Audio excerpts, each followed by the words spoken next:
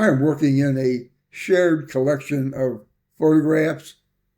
Normal instinct would be to click on a photograph and go view it. I'll do that.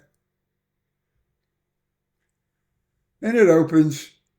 I'm currently at full screen, so most of the photo is showing, but I need to fit it if I want to see everything that's in it.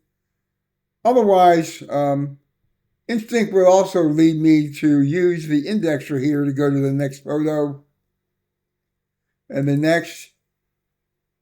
The problem is, if I want to get back to my thumbnail collection, I can't do that unless I go back a number of steps through each photo I've viewed.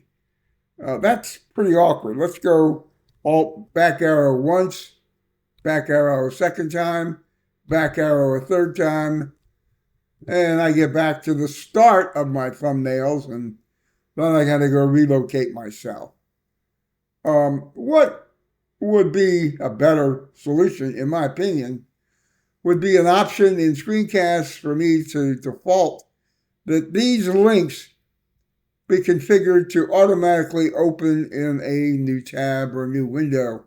Now, I know I can do that manually, hold down Control key or right-click and make the selection, but that's awkward. I mean, a viewer is just going to want to click and move. So if I could default them, that would be great. I use this approach a lot in the projects I create using Smart Player that displays a bunch of media. Then you're in one that has hotspots, and every hotspot opens in a new tab. I think that's what we should do with these things.